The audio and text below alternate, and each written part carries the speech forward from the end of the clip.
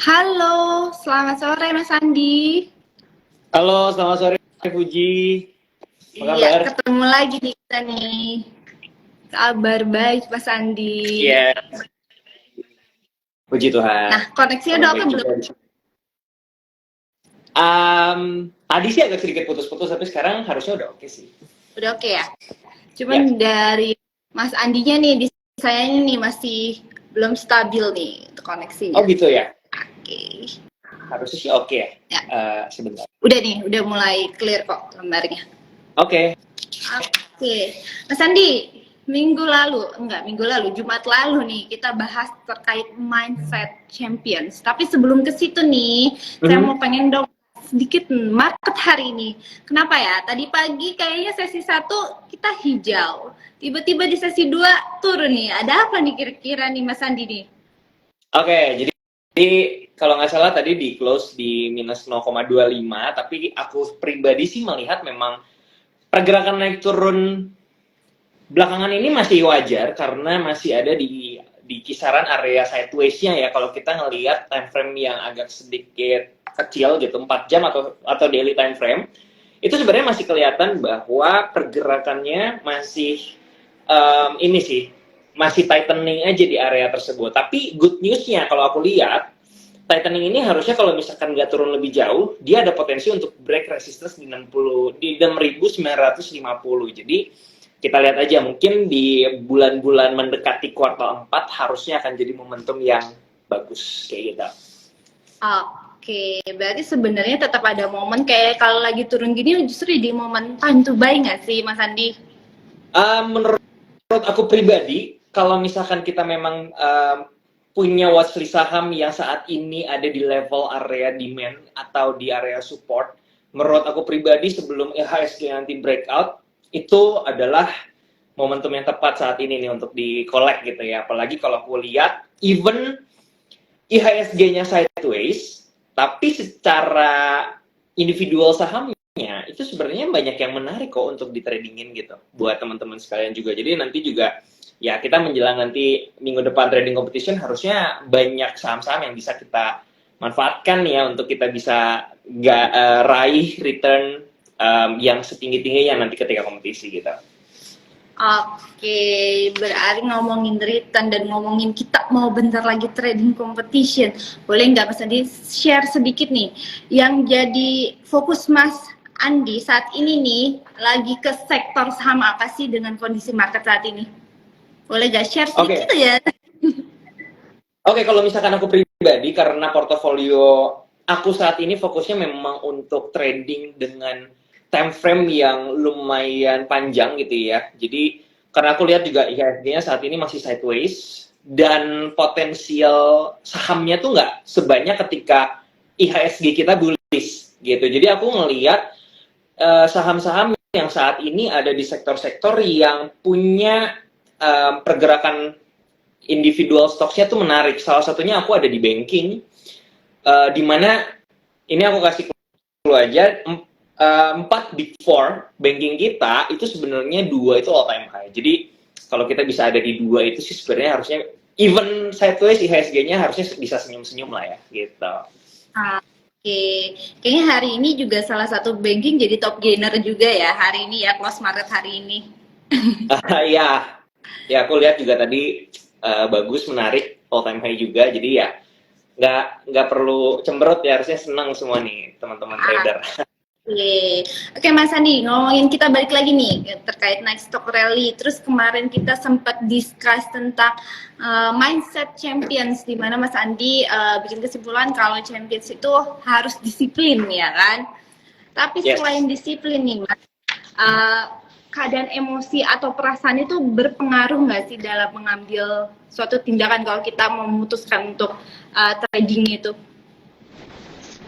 Sangat berpengaruh sekali ya karena gini Fuji, trading itu ya kan menurut aku pribadi yang jadi musuh terbesar kita adalah diri kita sendiri sih.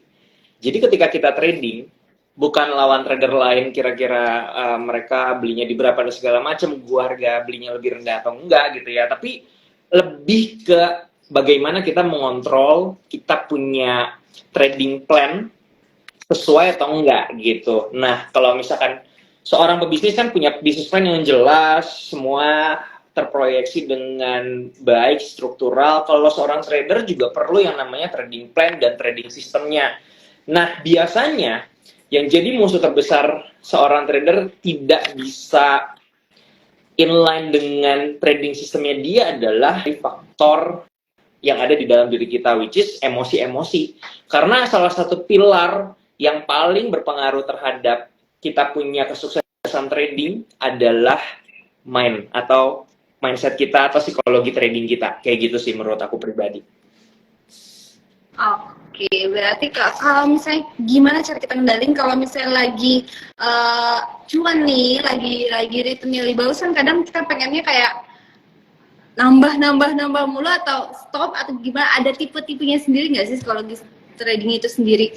Oke, jadi kalau misalkan aku baca satu buku yang bagus tentang trading, dan di dalam itu banyak membahas tentang psikologi trading. Kenapa itu jadi pusat utamanya? Karena balik lagi, ketika aku realize bahwa trading ini tuh yang sebenarnya sulit adalah mengendalikan emosi yang ada di dalam diri kita. Jadi kalau dari buku yang aku baca yaitu Trading for Living karangan Dr. Alexander Elder, dia itu dibagi menjadi 4 faktor emosi yang perlu kita overcome sebenarnya. Jadi yang pertama itu ada fear atau rasa takut. Kedua itu ada yang namanya greed atau rasa serakah gitu ya. Ketiga itu ada hope. Jadi rasa kita punya harapan selalu terhadap marketnya. Keempat itu ada yang namanya regret atau penyesalan. Jadi kalau kita mau breakdown satu-satu nih, misalkan dari fear ya. Nah biasanya ada orang-orang yang takut untuk apa? Untuk mengambil resiko atau untuk mengambil opportunity. Atau mereka takut untuk ini, istilahnya FOMO ya. Mereka takut ketinggalan di mana teman-teman tradernya dia atau semua orang-orang di sekitarnya udah pada beli saham ini dan naik kencang-kencang, terus dia kayaknya gue kayaknya harus beli ini juga deh biar ikutan profit kayak yang lain gitu kan. Itu juga menjadi salah satu faktor yang bisa menyebabkan seorang trader itu tidak fokus terhadap trading sistemnya dia atau trading plan-nya dia. Jadi kalau misalkan yang pertama tadi takut loss gitu ya, kita takut loss nih. Padahal yang kita tahu bahwa trading loss itu adalah bagian dari trading. Atau kita udah punya posisi nih sekarang, kita buy di 100, harga 100 gitu ya. Kita udah bikin trading plan. Misalkan stop loss-nya di 95, jadi which is 5% gitu ya secara resiko. Tapi turun sedikit, terus aduh takut kalau misalkan dia turun lebih banyak lagi, habis itu kita malah close posisi atau cut loss. Padahal turun 2%, turun 3% baru rebound gitu. Padahal trading plan-nya benar gitu. Tapi dia karena takut aja pertama kali masuk, entry, tiba-tiba turun. Atau kebalikannya nih, ada yang takutnya, gue takut sama kerugian, kayak gitu. Jadi ketika gue udah pasang stop loss 5%, dia berpikir bahwa kayaknya masih bisa, kayaknya nggak afdol nih kalau misalkan gue jual terus modal gue berkurang gitu ya istilahnya ya. Jadi gue nggak mau rugi gitu. Gue takut kalau rugi nanti uang. Padahal kalau kita kalau kita cut loss, kita bisa minimize the risk-nya atau minimize kerugiannya. Turns out apa? Ternyata trading plan-nya benar. Kalau stop loss di situ, ya ruginya cuma 5%. Tapi kita ternyata ini put out the stop loss. Jadi kita mau nungguin aja, nanti aja lah gue jualnya atau close-nya ketika BEP atau misalkan ketika berubah jadi hijau lagi gitu. Ternyata malah turun terus dari yang awalnya cuma misalkan bisa ruginya cuma 5%, tiba-tiba bisa 20%, bisa 30%. Itu sometimes terjadi. Kayak gitu. Nah, itu tentang rasa takut. Menurut Fuji sendiri, ini sering nggak sih merasa kayak gitu? Kita sebagai trader sebenarnya menurut aku sendiri wajar ya. Wajar. Tapi PR-nya adalah gimana caranya step by step itu kita bisa terus ini ya, how to control our fear. Jadi kita bisa ke arah yang lebih positif. Kayak gitu sih. Oke, tadi itu kan ada beberapa ya, ada fear, ada greed, ada hope, ada regret juga ya. Ya. Tapi dari intinya itu semua berarti trading plan itu sebegitu membantunya untuk membentuk si psikologis si trader itu sendiri ya? Seberapa membantu sih trading plan itu? Seberapa membantu menurut saya pribadi, kita sebagai seorang trader tanpa trading plan itu kita gambling. Contoh kita mau bikin satu bisnis tapi nggak tahu nih plan kedepannya kayak gimana, ya udahlah gue coba jualan ini aja lah, siapa tahu orang-orang pada suka segala macam. Kita nggak tahu cara marketingnya siapa, target marketnya siapa, cara promosinya gimana dan segala macam. Itu bagian dari gambling. Which is gambling pun nggak selalu rugi kan sebenarnya kan, kadang-kadang bisa dapat untung. Tapi ya probability untuk gagalnya lebih tinggi aja sih, karena kita tidak memproyeksikan kayak gitu. Sama dengan trading, tanpa adanya trading plan menurut saya pribadi, itu tuh sebenarnya kita sedang tidak membuat satu perencanaan yang baik ketika kita trading. Maka dari itu, kita harus punya sistem dulu nih. Di paling atas tuh kita harus punya sistem, kemudian dari sistem ini kita bikin trading plan-nya based on system. Setelah kita bikin trading plan-nya, ini adalah kunci daripada kita bagaimana caranya overcome emosi kita tuh ikut main di situ. Contohnya gini, kita di awal sebelum buka posisi, kita udah tentuin dulu di awal. Misalkan kita mau entry-nya di harga 100. Kemudian take profit-nya di harga 110. Kemudian kita punya stop loss-nya di 95. Jadi kalau misalkan trading plan ini berhasil sesuai dengan analisis kita punya potensial profitnya 10%.